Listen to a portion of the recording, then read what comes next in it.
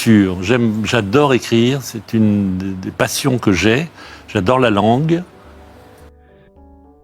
Il a passé sa vie à annoncer les nouvelles des autres, mais jamais les siennes. Aujourd'hui, à 74 ans, Jacques Legros brise le silence.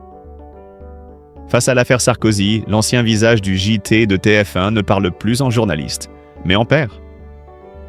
Son message, à la fois lucide et bouleversant, révèle une faille que peu imaginaient. À l'âge de 74 ans, Jacques Legros lance un message choc à Nicolas Sarkozy. Avant de livrer ce témoignage bouleversant, il faut se souvenir de l'homme qu'il a été. Jacques Legros, figure emblématique du journalisme français, visage rassurant du 13h de TF1 pendant plus de 20 ans, symbole d'une information fiable, humaine, toujours empreinte de justesse. Et si, pour la première fois, Jacques Legros ne parlait plus du monde, mais de lui-même?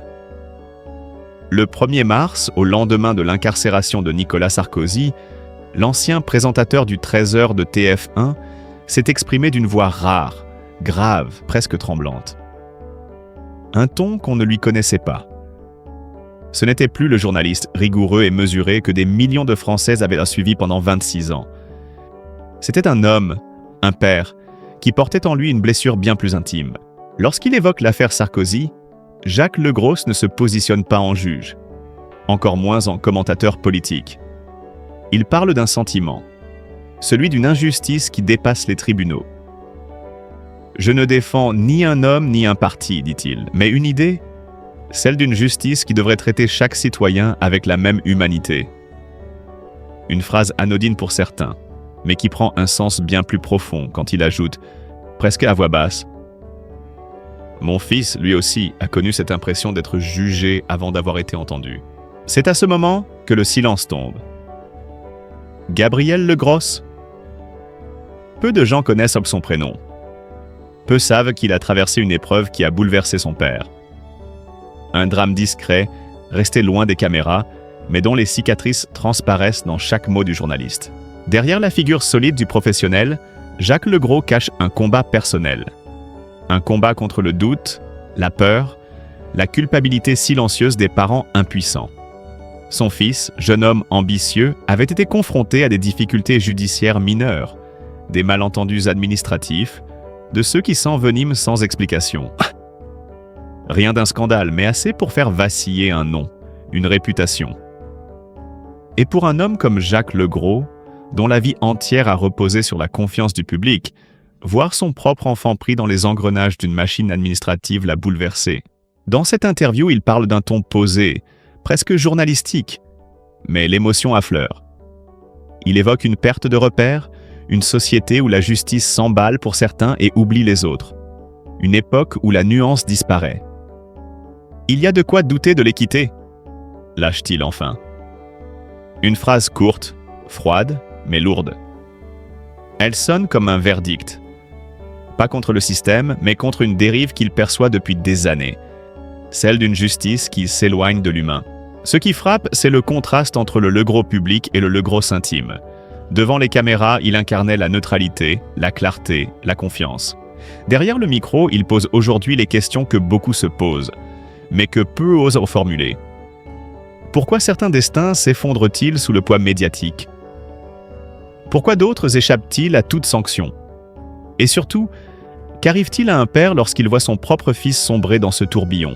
On sent chez lui une forme de colère contenue, mais aussi de lucidité. Il ne cherche pas à défendre Nicolas Sarkozy, ni même à l'excuser. Il s'interroge. Il met en parallèle deux réalités, celle du pouvoir et celle de la fragilité humaine. « Je ne sais pas si Nicolas Sarkozy est coupable, dit-il, mais je sais ce que c'est que d'être injustement désigné. » Et là, plus rien ne relève du journalisme. C'est le témoignage d'un père, fatigué des apparences, conscient que l'opinion publique peut broyer des vies sans comprendre ce qu'il y a derrière les titres. Dans sa voix, il y a de la pudeur, mais aussi une lucidité implacable. Il sait que ce qu'il dit dérange. Il sait qu'on lui reprochera de s'émouvoir d'un ancien président condamné. Mais au-delà du politique, Jacques Legros parle de la perte de confiance dans les institutions, d'une France où la colère gronde parce que les injustices semblent inégales. Je ne crois pas qu'on doive juger les hommes selon leur nom, mais selon leurs actes, confie-t-il. Et quand il dit cela, on devine qu'il ne pense pas seulement à Nicolas Sarkozy, mais à son propre fils, à ces années de silence où il a dû continuer à sourire à l'antenne, pendant que le monde qu'il aimait se fissurait. Ce moment de vérité, filmé sans effet, sans musique, rappelle les documentaires d'un autre temps. Sobre, sincère, bouleversant par leur retenue. On y voit un homme de télévision soudain dépouillé de tout vernis. Un homme qui avoue qu'à force d'informer sur les drames des autres, il avait oublié que les siens pouvaient le rattraper. Quand on passe sa vie à annoncer les nouvelles, on finit par croire qu'on est à l'abri. Mais personne ne l'est. Et c'est là que son message à Nicolas Sarkozy prend tout son sens. Ce n'est pas un soutien politique, mais un avertissement humain. Un rappel que la justice, comme la douleur, ne devrait jamais dépendre du rang ou du nom. Il en appelle à la compassion, à l'équité, à une société où l'on juge moins vite et où l'on écoute davantage. Car il sait trop bien ce que coûte le silence, celui des pères qui regardent leur fils s'éloigner, impuissants, dans le bruit du monde. Dans le regard de Jacques Legros, il y a désormais la fatigue des justes et la mélancolie de ceux qui ont tout donné à leur métier. Mais il y a aussi quelque chose de neuf, une parole libérée, un cri contenu depuis trop longtemps. Et en le voyant ainsi, seul face à la caméra, on comprend que ce message adressé à Nicolas Sarkozy dépasse largement la politique. C'est celui d'un homme de 74 ans qui, pour la première fois, ose dire tout haut ce que tant de Français ressentent tout bas. Que la justice, parfois, oublie qu'elle juge des hommes avant de juger des dossiers. Et si, derrière l'affaire Sarkozy, se cachait bien plus qu'un simple dossier judiciaire. Depuis l'annonce de sa détention, Nicolas Sarkozy est devenu un symbole. Un miroir tendu à une société divisée, troublée, où la notion même de justice semble vaciller. L'image d'un ancien président, seul dans sa cellule, sous surveillance constante, a choqué, fasciné et interrogé à la fois. Comment un homme qui fut jadis au sommet de l'État, maître du pouvoir, peut-il se retrouver soudain réduit à un numéro, à un détenu parmi d'autres? Jacques Legros, observateur aguerri du monde politique, n'y voit pas seulement le destin d'un homme public. Il y lit une parabole. Ce qui me frappe, dit-il, ce n'est pas qu'on juge un ancien président. C'est la manière dont on s'en réjouit, ou dont on détourne le regard. Car dans le regard de Jacques Legros, cette affaire dépasse la politique. Elle touche à la dignité, à la morale, à cette frontière fragile entre justice et vengeance. Depuis des décennies, il a raconté des chutes spectaculaires. Ministre, chef d'entreprise, artiste. Mais cette fois, c'est différent. Ce qu'il perçoit dans cette mise en détention, c'est une France fatiguée, méfiante, qui regarde sa propre justice comme un spectacle, sans plus savoir si elle doit y croire. Quand on voit le déploiement policier autour de Sarkozy, les portes blindées, la cellule isolée, on se demande si c'est encore une affaire de droit ou une démonstration de force. Et puis, dans une phrase qui résume tout, il ose un parallèle inattendu. Pendant qu'on enferme un ancien président sous 1000 précautions, d'autres, comme mon fils, attendent depuis des années que leur dossier soit simplement ouvert. Un silence suit, pesant, authentique. Ce n'est pas une attaque, c'est un cri retenu. Jacques Legros ne défend pas Nicolas Sarkozy. Il ne nie pas la gravité des faits reprochés. Mais il souligne l'absurdité d'un système où l'équité semble fluctuante, où l'attention médiatique et la lenteur administrative créent deux justices parallèles, l'une spectaculaire, l'autre oubliée. Dans ces mots, on sent l'homme qui a longtemps gardé la distance professionnelle du journaliste et qui aujourd'hui s'autorise à ressentir. Il parle de l'angoisse des familles, du poids de l'attente, de la colère muette de ceux qui n'ont ni nom ni réseau. Et à travers sa voix, c'est celle de nombreux Français qui s'expriment. Ceux qui doutent, non pas de la loi, mais de son application. La justice n'a jamais été parfaite, poursuit-il, mais elle doit rester humaine. Sinon, elle devient spectacle. Son ton monte légèrement, puis redescend, comme une respiration. Il se souvient des années où il présentait les journaux télévisés, où il annonçait des verdicts, des condamnations, des drames, sans jamais se demander ce qu'ils laissèrent derrière eux. Aujourd'hui, à 74 ans, il regarde ces faits autrement. Chaque décision de justice n'est plus seulement une ligne sur un prompteur, c'est une vie qui bascule. Quand on voit Sarkozy entouré de gardes, c'est une image forte. Mais ce qu'on ne voit pas, ce sont les proches, les enfants, les silences dans les maisons. Et ça, c'est la vraie peine. Puis d'un ton plus grave encore, il confie « Ce que je ressens, c'est une fracture. Une société qui ne sait plus si elle croit à sa justice, ni à ses médias. Et ça, pour moi, c'est le vrai danger. » Ces mots, venant d'un homme qui fut la voix du 13h de TF1 pendant plus de 2 décennies, résonnent avec une force particulière. Car Jacques Legros, c'est cette génération de journalistes pour qui la confiance du public était un serment sacré.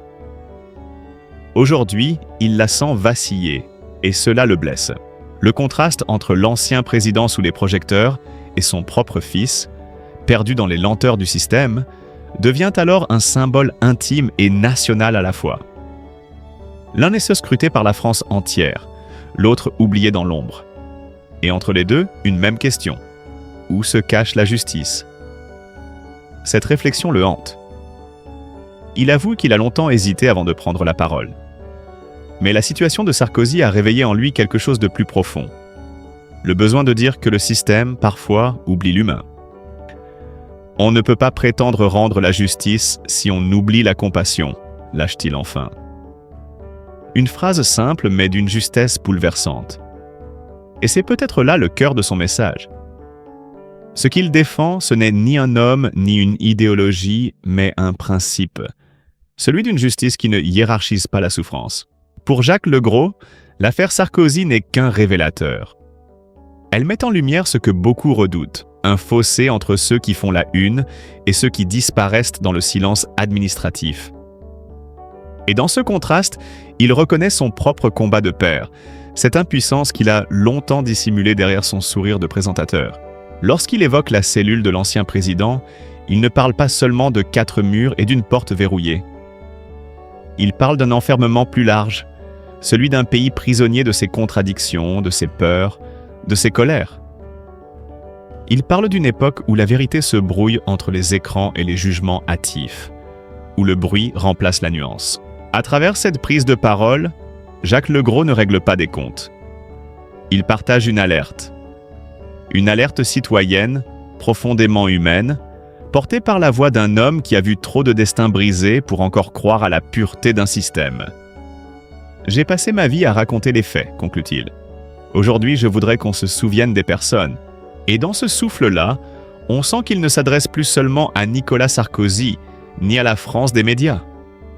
Il parle à chacun de nous, à ceux qui doutent, à ceux qui espèrent encore qu'une société peut être juste sans être froide, forte sans être cruelle.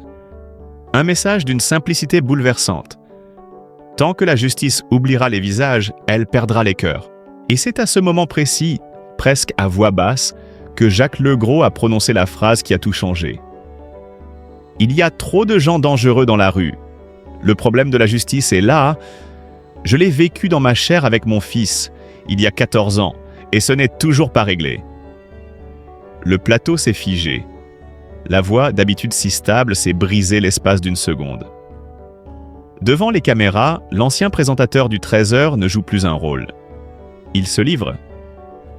Et dans cette confession, on sent le poids des années. Le mélange de pudeur et de douleur, mais aussi une lucidité presque philosophique.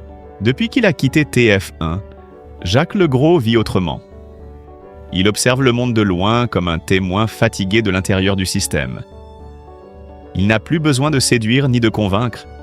Il cherche à comprendre. Et quand il évoque son fils, c'est d'abord pour rappeler que la justice n'est pas seulement une affaire de procédure. C'est une affaire de cœur brisé, de vie suspendue, de parents qui attendent. J'ai appris, dit-il, que la douleur ne passe jamais vraiment. Elle s'apprivoise. Ce moment de vérité inattendu est aussi celui d'un homme en quête de réconciliation, avec lui-même, avec son passé, et peut-être avec le pays qu'il a longtemps informé. Là où d'autres auraient crié, accusé, chercher la vengeance, Jacques Legros choisit la réflexion. Il ne rejette pas la justice, il appelle à la réparer.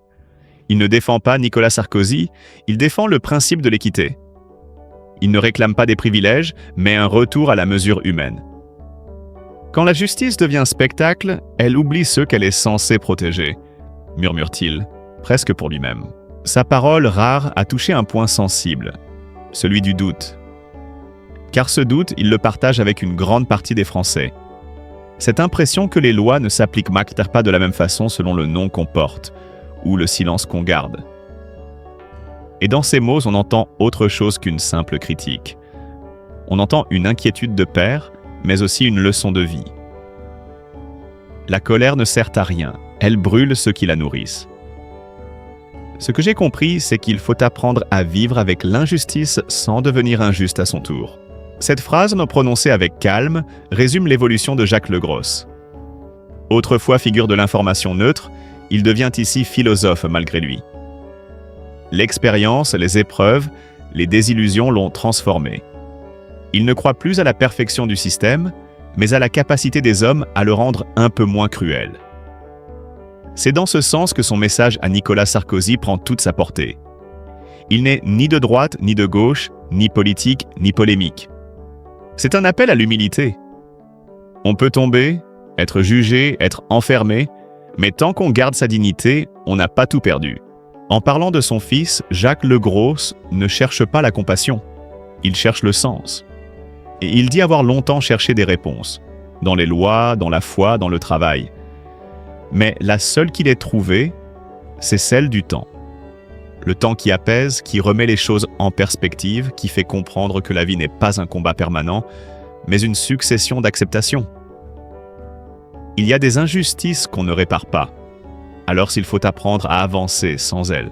Et dans sa manière de parler, on sent que cette acceptation n'a rien de la résignation. C'est une paix intérieure durement acquise. Il se souvient de ses années de télévision, du rythme effréné, de la nécessité d'être parfait chaque midi. Aujourd'hui, il s'autorise les silences, les imperfections, la vérité nue. J'ai longtemps pensé qu'il fallait comprendre le monde pour être en paix. Maintenant, je sais que c'est l'inverse. Il faut être en paix pour comprendre le monde. Cette sagesse, Jacques Legros la transmet sans le vouloir. À 74 ans, il ne cherche plus à convaincre, mais à apaiser. Ses paroles à propos de Sarkozy ne sont pas celles d'un homme qui juge, mais d'un homme qui compatit, non pas pour la faute, mais pour la chute. Il voit dans ce destin brisé le reflet d'une société qui oublie parfois de distinguer entre la sanction et la destruction. La justice doit corriger, pas écraser. Sinon, elle perd sa raison d'être. Il reconnaît avoir été choqué par certaines images, celles d'un ancien président encadré par la police, observé, isolé.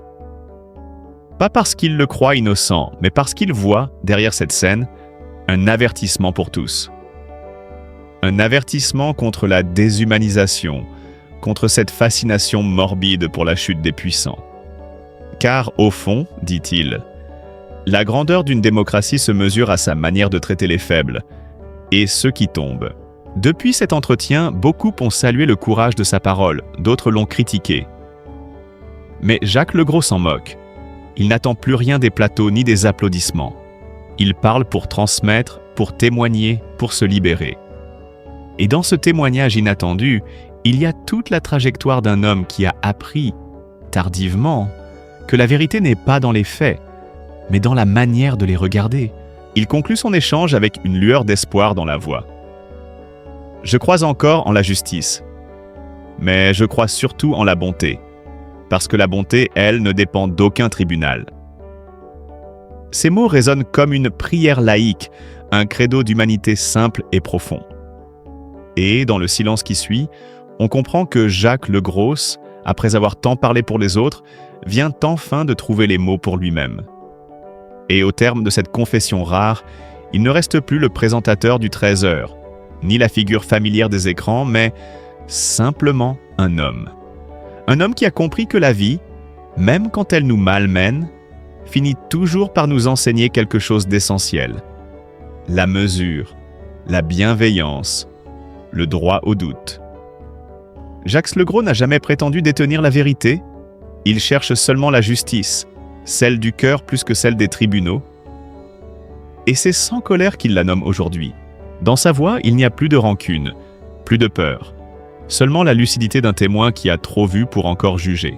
Il dit avoir appris à regarder le monde autrement, non plus à travers le prisme des faits, mais à travers celui des destins. Derrière chaque nom, chaque affaire, chaque verdict, il y a toujours une histoire humaine, faite de contradictions et de fragilité. Et c'est peut-être cela, le plus grand message de Jacques Legros. Rappeler à chacun que derrière les images qu'on commente se cache toujours une vie qu'on ignore. Son regard sur Nicolas Sarkozy, sur la justice, sur son propre fils, n'est pas celui d'un homme en colère. C'est celui d'un père apaisé, qui a compris que pardonner ne signifie pas oublier, mais cesser de porter seul le poids de ce qu'on ne peut changer. Il n'attend plus de réponse du système, ni de réparation totale. Il attend seulement qu'on se souvienne que la compassion reste un acte politique, que la bonté est une forme de courage.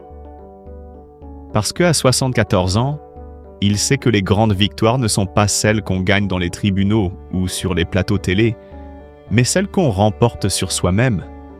L'acceptation, la paix, la fidélité à ce que l'on est. Et dans cette sérénité retrouvée, Jacques Legros offre sans le savoir une leçon à toute une génération. Vieillir, ce n'est pas s'éteindre, c'est comprendre. Comprendre que la vérité n'est jamais totale, que la justice n'est qu'un effort, et que la seule chose qui nous reste vraiment, c'est la manière dont on choisit de regarder les autres. Alors, son message dépasse le cadre d'une interview. Il devient une invitation, celle de réfléchir, d'écouter, de ressentir, de ne pas céder à la facilité du jugement. Dans un monde saturé de bruit, il nous rappelle le pouvoir du silence, celui qui ne condamne pas, mais qui questionne. Peut-être que ce soir, après ces mots, vous aussi vous vous interrogerez. Qu'est-ce que la justice vraiment ? Où s'arrête le devoir ? Où commence l'humain ? Et si cette histoire vous a touché, si elle vous a fait réfléchir, laissez un mot, un signe, une pensée dans les commentaires. Abonnez-vous, partagez, non pas pour suivre une actualité, mais pour continuer ensemble à chercher le sens derrière les visages, la vérité derrière les histoires. Parce qu'au fond, tant qu'on garde la capacité de s'émouvoir, tant qu'on cherche à comprendre avant de juger, la société n'est pas perdue. Et peut-être est-ce là, dans cette fragilité partagée, que réside la plus belle forme de justice, celle de l'humanité.